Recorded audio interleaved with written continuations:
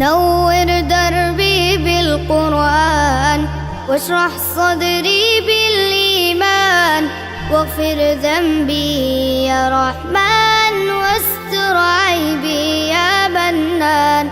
الحمد للہ والصلاة والسلام علی رسول اللہ وعلی آلہ وصحبہ وموالہ. محترم بھائیو، السلام علیکم ورحمۃ اللہ وبرکاتہ. حالات جن میں آیات اتریں کے حوالے سے گفتگو چل رہی ہے. جنگ احد کے دن اللہ کے نبی صلی اللہ علیہ وسلم نے 70 تیر اندازوں کو طے کر دیا تھا کہ اپنی جگہ سے مت ہٹنا، لیکن جب دیکھا تیر اندازوں نے کہ جنگ ہم جیت چکے ہیں اور کفار ہار رہے ہیں، تو انہوں نے اپنی جگہ کو چھوڑ دیا، جس کی وجہ سے جیتی ہوئی جنگ ہار میں بدل گئی، معمولی اللہ کے نبی صلی اللہ علیہ وسلم کی نافرمانی کی وجہ سے. اللہ کے نبی صلی اللہ علیہ وسلم بھی اس وقت مشرکین کے نرغے میں آ گئے اور اللہ کے نبی صلی اللہ علیہ وسلم کے دندان مبارک بھی شہید کیے گئے. اسی بیچ یہ افواہ پھیلا دی گئی کہ اللہ کے نبی صلی اللہ علیہ وسلم وفات پا گئے ہیں. یہ سننا تھا کہ بہت سارے صحابہ جو جنگ میں جوانمردی اور شجاعت کا مظاہرہ کر رہے تھے، پست ہمتی کا شکار ہو گئے. ان کی حالت خراب ہونے لگی کہ اب رسول اللہ صلی اللہ علیہ وسلم نہیں رہیں گے تو جنگ کا کیا فائدہ. اسی پس منظر میں اللہ رب العالمین نے مسلمانوں کو تنبیہ کرتے ہوئے یہ آیت کریمہ اتار دی. سورہ آل عمران کی آیت نمبر 144. وما محمد الا رسول قد خلت من قبله الرسل افإن مات او قتل انقلبتم على اعقابكم ومن ينقلب على عقبيه فلن يضر الله شيئا وسيجزي الله الشاكرين.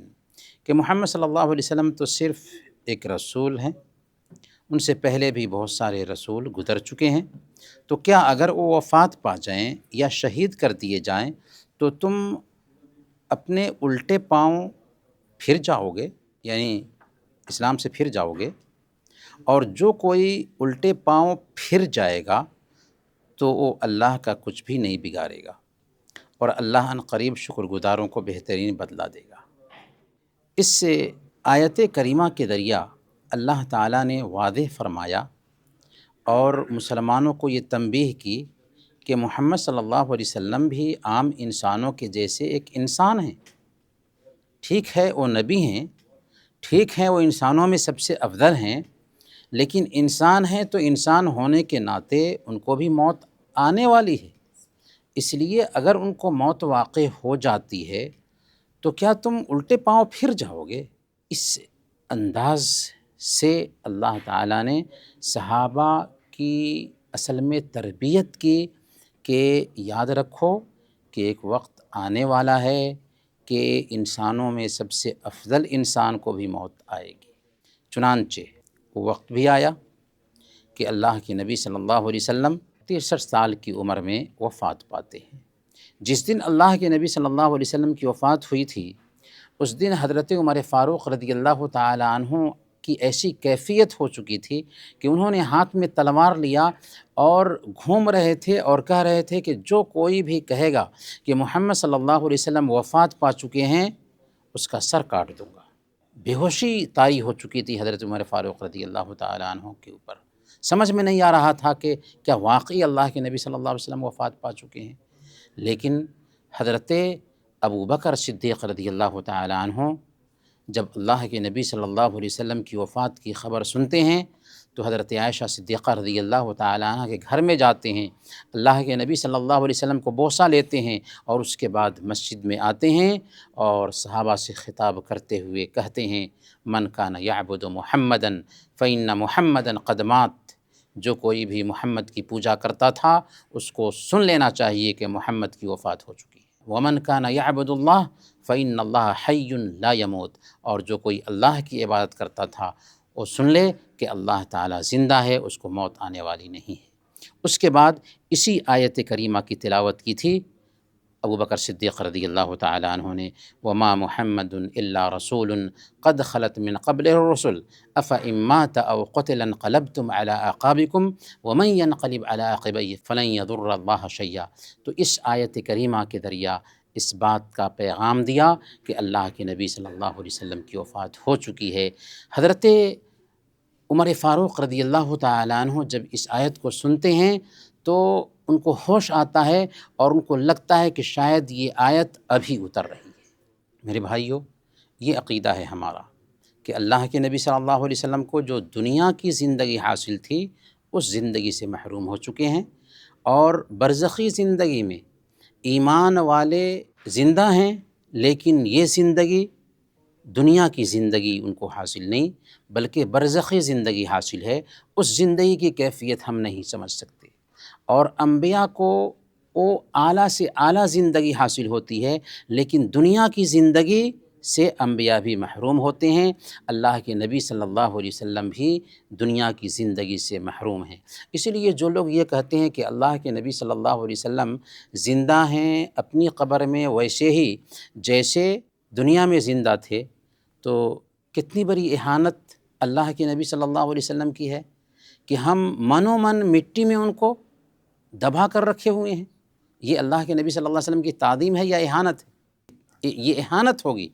تو اللہ کے نبی صلی اللہ علیہ وسلم کو اللہ تعالیٰ نے دنیا کی جو زندگی عطا فرمائی تھی اس سے محروم ہو چکے ہیں، آپ وفات پا چکے ہیں۔ البتہ برزخی زندگی میں جو زندگی ایک انسان کو ملتی ہے، انبیاء کو اعلیٰ ترین زندگی ملتی ہے، اور اللہ کے نبی صلی اللہ علیہ وسلم کو وہ زندگی حاصل ہے۔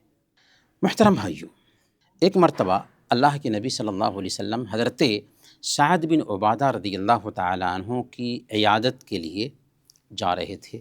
سعد بن عبادہ رضی اللہ تعالیٰ عنہ بیمار تھے، تو ان کی عیادت کے لیے جا رہے تھے کہ اسی بیچ دیکھا کہ کچھ مسلمان ہیں، مشرکین ہیں، یہود بھی ہیں، ایک جگہ پر بیٹھے ہوئے ہیں۔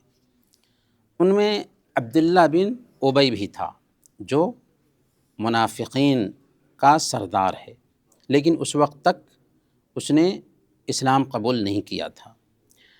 عبداللہ بن ابی نے جب اللہ کے نبی صلی اللہ علیہ وسلم کو گزرتے ہوئے دیکھا تو آپ کی سواری سے جو غبار اڑتا ہے تو اس غبار سے مذاق اڑاتے ہوئے رومال سے ناک کو ڈھانک لیا اور کہا کہ جاؤ یہاں سے۔ اللہ کے نبی صلی اللہ علیہ وسلم وہاں اترتے ہیں اور عبداللہ بن ابی کو اور دوسرے مشرکین کو اسلام کی دعوت دیتے ہیں۔ عبداللہ بن ابی کہتا ہے کہ اگر اسلام کی دعوت ہی دینی ہے تو اپنے گھر میں جائیے اور وہاں بیٹھ کر کے جس کو چاہت ہوگی اس کو آپ اسلام کی دعوت دیں گے۔ کچھ صحابہ بھی وہاں پر بیٹھے ہوئے تھے۔ عبداللہ بن ابی اور صحابہ کے بیچ تو میں ہونے لگی، لیکن اللہ کے نبی صلی اللہ علیہ وسلم نے منع کر دیا کہ اختلاف مت کرو، اور اللہ کے نبی صلی اللہ علیہ وسلم سعد بن عبادہ رضی اللہ تعالیٰ عنہ کی عیادت کے لیے چلے گئے۔ سعد بن عبادہ رضی اللہ تعالیٰ عنہ کے پاس گئے تو اس قصے کا ذکر کیا کہ ایسا ایسا ہوا ہے، عبداللہ بن ابی نے اس طرح کی بات کہی ہے۔ تو سعد بن عبادہ رضی اللہ تعالیٰ عنہ نے کہا کہ یا رسول اللہ، عبداللہ بن ابی یہ ایسا شخص ہے کہ آپ کے مدینہ آنے سے پہلے اس کی تاج پوشی ہونے والی تھی، اس کو لوگ بادشاہ بنانے والے تھے، لیکن جب آپ مدینہ آ گئے تو اس کا جو خواب تھا وہ شرمندہ تعبیر نہ ہو سکا، تو اب یہ آپ سے جل رہا ہے، آپ سے حسد کر رہا ہے۔ آپ اس کے معاملے کو نظر انداز کیجئے، یہ آپ کا کچھ بھی نقصان نہیں کرے گا۔ برکیف اسی پس منظر میں اللہ تعالیٰ نے یہ آیت کریمہ اتار دی، لَتُبْلَؤُنَّ فِي أَمْوَالِكُمْ وَأَنفُسِكُمْ وَلَتَسْمَعُنَّ مِنَ الَّذِينَ أُوتُوا الْكِتَابَ مِنْ قَبْلِكُمْ وَمِنَ الَّذِينَ أَشْرَكُوا أَذًى كَثِيرًا وَإِن تَصْبِرُوا وَتَتَّقُوا فَإِنَّ ذَلِكَ مِنْ عَزْمِ الْأُمُورِ۔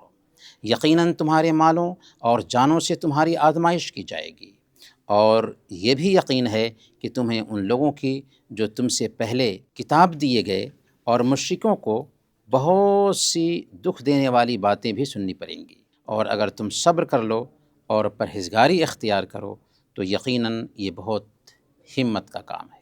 عبداللہ بن ابی اللہ کے نبی صلی اللہ علیہ وسلم کے خلاف کام کرتا رہا، نفاق کا اظہار کرتا رہا، یہاں تک کہ جب اس کی موت ہوتی ہے تو ان کے جو بیٹے تھے عبداللہ بن ابی، جو صحابی رسول ہیں، وہ اللہ کے نبی صلی اللہ علیہ وسلم کے پاس آتے ہیں اور عرض کرتے ہیں کہ میرا باپ وفات پا چکا ہے، یا رسول اللہ آپ اپنی قمیص دے دیجئے، اس میں اس کو دفن کر دیں۔ اللہ کے نبی صلی اللہ علیہ وسلم نے اپنی قمیص دے دی۔ پھر عبداللہ بن ابی آئے اور کہا کہ یا رسول اللہ میرے باپ کے جنازے کی نماز بھی پڑھا دیجیے۔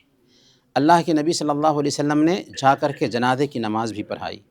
اس وقت حضرت عمر فاروق رضی اللہ تعالی عنہ نے آپ کا دامن کھینچا کہ یا رسول اللہ آپ منافق کے جنازے کی نماز پڑھانے جا رہے ہیں، جو آپ کے ساتھ گستاخی کیا کرتا تھا، ایسی باتیں کیا کرتا تھا۔ اللہ کے نبی صلی اللہ علیہ وسلم نے کہا کہ مجھے اللہ تعالیٰ نے اختیار دیا ہے، کہا ہے کہ وَإِن تَسْتَغْفِرْ لَهُمْ 70 مرة فَلَن يَغْفِرَ اللَّهُ لَهُمْ، اگر 70 مرتبہ بھی ان کے لیے استغفار کریں پھر بھی اللہ تعالیٰ معاف نہیں کرے گا، میں 70 مرتبہ سے زیادہ استغفار کروں گا۔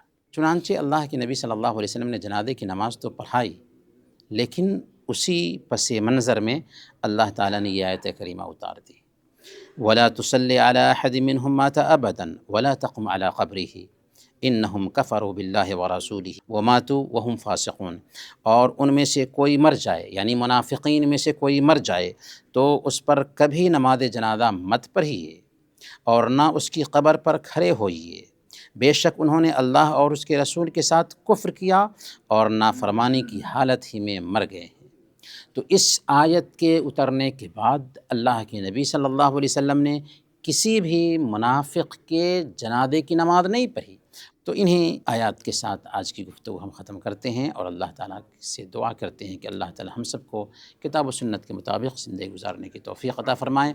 آمین و صلی اللہ علی نبینا محمد وعلی آلہ وصحبہ۔